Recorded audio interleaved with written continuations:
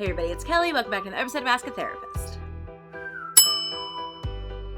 Today we're talking about Pray Away. Pray Away is a film. You can find it on Netflix. It's about conversion therapy and the impact that conversion therapy over the years has had on the LGBTQIA+ community. There were a whole lot of people that went into making this film, and I'm going to list all of them and all of their links in the description box because I really do encourage you to check out all of them. There's a lot of heart in this movie, and there's a lot of pain in this movie, and I think it's worth watching, but it's also worth being mindful about the fact that if you are triggered by things like self-harm or conversion therapy specifically, maybe either watch it with a support system or skip it and just watch the synopsis here. Before we get too far into that, I want to remind you that it's really helpful to me if you go ahead and subscribe. If you like the video, if you shoot me a comment, if there's something you want to say, make sure you share it to people who you think might be interested in knowing about it too. All right, so our movie starts off with an explanation of conversion therapy, and it says two very important things that I think are super specific to this video from a therapeutic perspective. It starts off by describing conversion therapy as an attempt to change a person's sexual orientation or gender identity by a religious leader, a licensed counselor, or peer support groups. It also states that at this time, all major mental health and medical associations condemn this practice as harmful. There's a very large church in the United States that is promoting a movement called Once Gay, and their movement, they have come out and said, well, it's not for everybody. We're not trying to change everybody. We're just trying to change the people who want to change. Still, that fits under the definition of conversion therapy. That's still conversion therapy. Within the first 2 minutes of the movie, we meet Jeffrey McCall. Jeffrey McCall is living as a man, and he was at one point living as a woman. He was assigned male at birth. He also states in his interviews that he was gay. When we meet Jeffrey, he is driving to a strip mall with a sign and pictures of himself when he was living as a woman, and he goes around and asks people if they want prayer. Nothing inherently wrong with going and asking people if you want prayer. Is it the way that I would choose to evangelize? Not so much. But clearly, there are people this means something for. There are people that were really impacted positively by getting prayer from Jeffrey. So cool. The problem is that he goes up to somebody and says, do you want prayer? And they're like, oh, sure. And he goes, oh, here's my sign. This is me when I lived as a woman. And then begins to talk about how he was a drug addict, an alcoholic, and homosexual, and he was living as a woman, and God brought him out of all of those things. Okay, cool. Let's pray for whatever you have going on. Problem I have here is that is inherently self-serving. I've gotten a lot of questions from people since the movie came out, specifically about my opinion on Jeffrey. So I want to be really clear. I have no opinion on Jeffrey. I do not know him. He is a real human being. I'm not his therapist. It would be extraordinarily unethical for me to actually have an opinion on him from a professional standpoint. However, I do have an issue with people who use their faith for an agenda. And it would seem here that that's what Jeffrey's doing. At 2 minutes and 54 seconds-ish, you see him going through his Facebook page, and he shows a picture of him as a woman and him as he is at the time of filming. And the picture of him as a woman has in bondage, and the picture of him at the time of filming says in freedom. It is definitely clear that for him at this time, he feels like he is living his best life the way that he is, which we all want everyone to live their best lives. So there you go. We then hear from the founder of Exodus. Exodus, just in case you weren't aware, is a Christian-based ministry that was founded in the 70s when Michael, who was the founder, was younger. Michael struggled pretty much all his life with same-sex attraction, which is how his church phrased it. He looked around his church, all these different support groups of people who were going through hard things in their lives, and wondered, why is there not a support group for people like me? So he started one. Soon found out there were others going on all around, and lo and behold, abracadabra, we have Exodus. That's the gathering of all of these groups, and it becomes a ministry for people who wanted to no longer deal with attraction to the same sex. You see an interview with Yvette Cantu Snyder. She says she was a lesbian for 6 years. Actually, she says she was a practicing lesbian for 6 years, to which the interviewer goes, what does that mean? Are you trying to be perfect? And she says, it means I was in a lifestyle. This is the first place that we really start to see the truth emerge. And we'll hear it a couple more times throughout the movie, that the understanding of the problematic thing about homosexuality is action-based. It's what you do. It's not even necessarily dating. It's the act of anything that is sexual in nature. not the attraction. Yvette talks about growing up in the 90s and losing 17 different male friends to the AIDS epidemic. She walked into the church at 27, found a place of community and of understanding and of care, and really embraced the things that were happening there. We get to 8 minutes, 58 seconds, and we hear a message from Jerry Falwell, Sr. There's an interview from the 90s where he talks about the AIDS epidemic, and he talks about the fact that he believes that AIDS is God's will to kill off people who are not living according to his plan, which is to say homosexual people. Because at that point, it was believed to be a disease that only attacked the homosexual community because of promiscuous sexual practices. I want you to get this picture because we're looking at in the 1990s when the assumption by the far right groups was that homosexuality was number 1, wrong, number 2, dirty, number 3, perverse, and number 4, worthy of death. 1990s. We have leaders who are saying the people who are doing this are dying because God is punishing them with this death. It is also concerning to me that the followers of these people didn't stand up and question why they were following a God that was not just taking lives, but torturing them on the way out. I'm not sure why so many people felt that it was so okay to follow a God that was doing that. So after we hear this information about Yvette and her past, we then see this commercial of Exodus, and it's very short. It's black and white. It is a man walking up a hill, and then he's frozen, and it's the symbol of Exodus. Is this like the basis of toxic masculinity?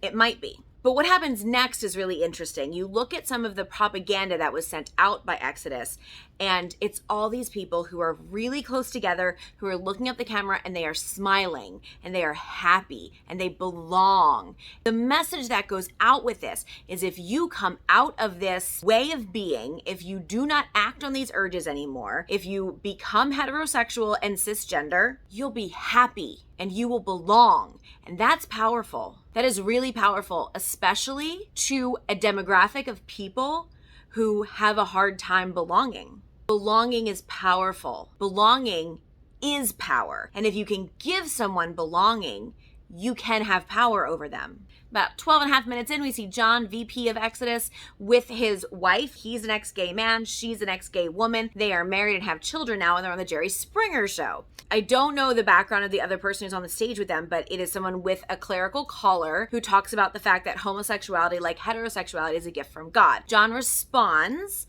and says that thinking is harmful. Just like it would be harmful to tell a pedophile that their attraction to children is from God, or a man that beats his wife that his desire to beat her up is from God. At which point Jerry Springer interrupts, Jerry, and he says, being a pedophile and being gay are completely different. Jerry.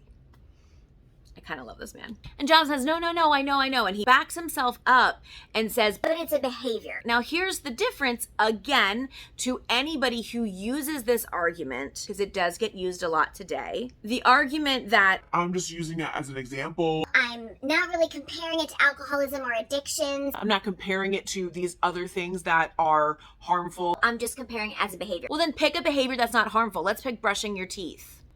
Oh, wait. Because it's not actually harmful to brush your teeth. That's why you can't compare the two, right? Seems to me you're trying to compare it to things that are harmful then, aren't you? It's important to know about this time in the movie, it brings it up again, that at its peak, Exodus had no leaders with formalized training in areas of psychology, in areas of counseling, or in areas of trauma work. It's also important to know that their basis for understanding what made someone gay is that they had to have undergone some sort of a trauma somewhere. Basically, they went on a couple of assumptions, and that was you either were longing for a connection with your same-sex parent and you didn't get it when you were younger, and so as you get older, that changes into a sexual desire for those of the same sex to fulfill that relationship. The other one is that you suffered some sort of trauma when you were younger that made you avoid those of the opposite sex. On a personal level, this is problematic for people who have a good relationship with their same-sex parent and also were never traumatized as a child, to which their answer typically is, Well, lots of times people forget.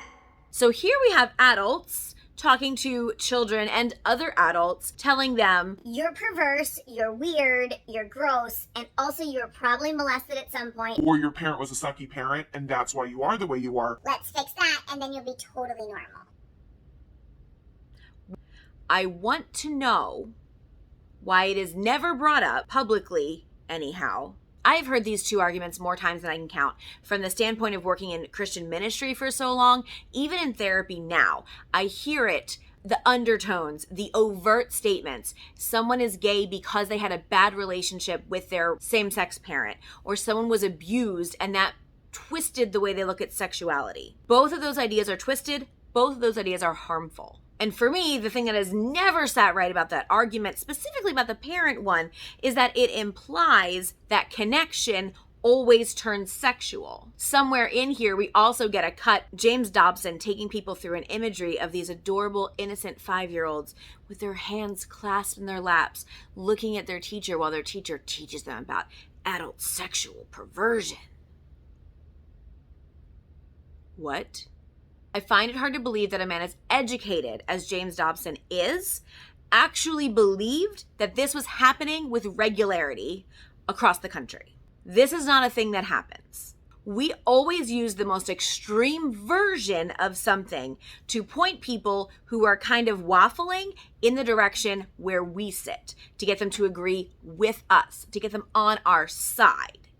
So now we go back to Jeffrey. Jeffrey McCall, we see him doing his thing, gathering people up, getting ready for this Freedom March. He's getting a phone call from a mom, which we will absolutely get to. But the bigger picture of who Jeffrey is as a person is starting to emerge. He is a person who is brought to churches and prayed over and put up front as this model person.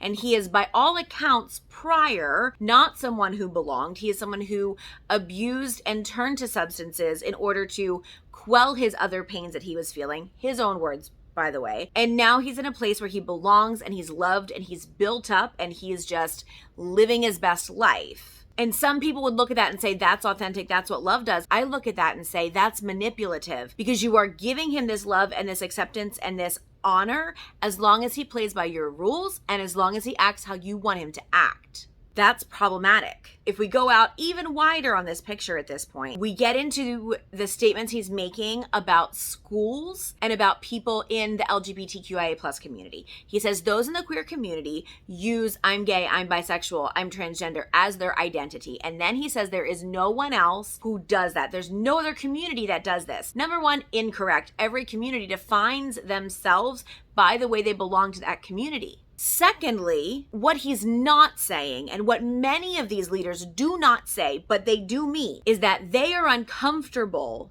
because for them, they tie the actual act of people having sex to this person's identity. So when they look at them, when they think about them conceptually or factually, they are thinking about the things they're doing with their partner or partners, which makes them uncomfortable, which then makes them decide these people are icky and uncomfortable. That's on them. That is not on the people they're thinking icky and uncomfortable things about. I've said it before and I will say it again and again and again until everyone understands it. Bodies are not inherently sexual. Relationships for an outside person outside of the relationship is not inherently sexual. You're bringing that into the situation and then getting mad at the person that you brought it into in the first place. The argument gets made, and I'm ashamed to say I've made this argument myself also, when someone comes into my office for therapy. If it's a woman who does not want to be attracted to women anymore, I would treat her the same as a woman who is attracted to women and wants to be walked through how to not feel shame from it. That statement is made, it sounds okay on the surface, but honestly, when we get below it, just below the surface, is the inherent assumption that it is harmful for someone to enter into a same-sex relationship if they are not gay. It's the assumption that it was harmful for Jeffrey to live as a woman for a period of time before he realized that he wanted to live as a man. The assumption is that was harmful. My question is why? There's only a couple of reasons. Because if you think it's harmful, you need to ask yourself this question too. Why? It's not harmful for him to live as a woman. It's potentially dangerous for him because we live in a homophobic world. It's hard to come out to people and to tell them who you are because we live in a homophobic world. That shouldn't be a problem. It is only a problem because of the world we currently live in. So the world we currently live in is the problem.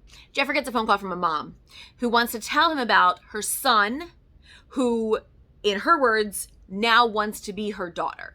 I don't even know this lady, and I can tell you that's not what happened.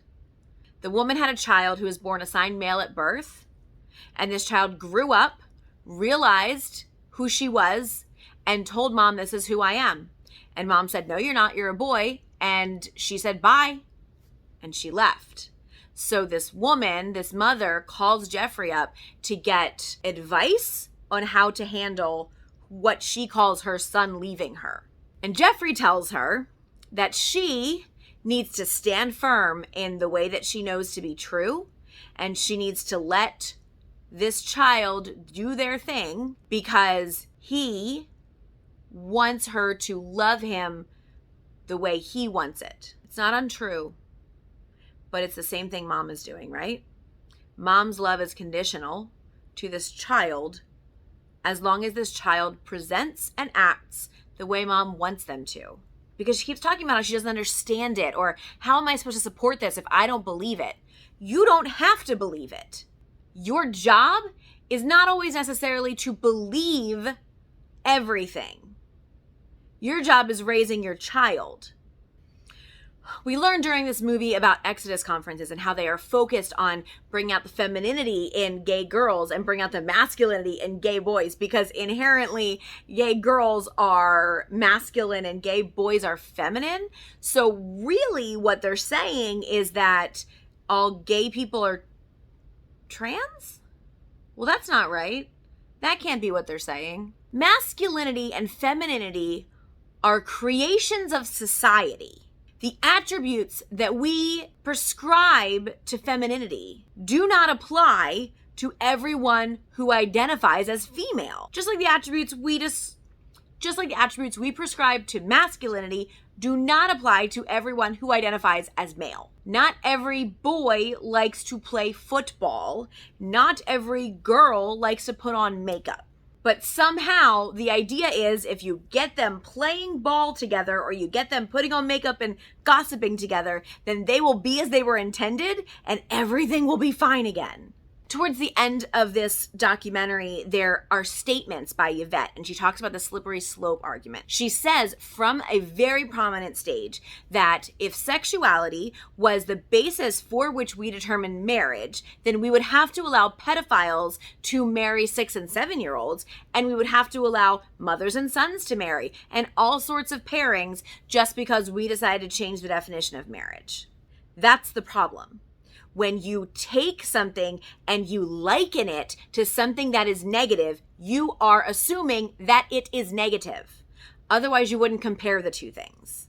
She talks a lot about arguments, and this is where the real sticking point for this movie comes into play for me. When you have an argument and you are either losing ground or you're desperate to get people to get on your side, typically in every argument, there is one side that will go to the furthest extreme in order to shock people into agreeing with them. So in 2003, Exodus was saying to people, you can't allow same-sex marriage because if you do, people are going to want to marry their dogs and pedophiles want to marry children and all this other stuff.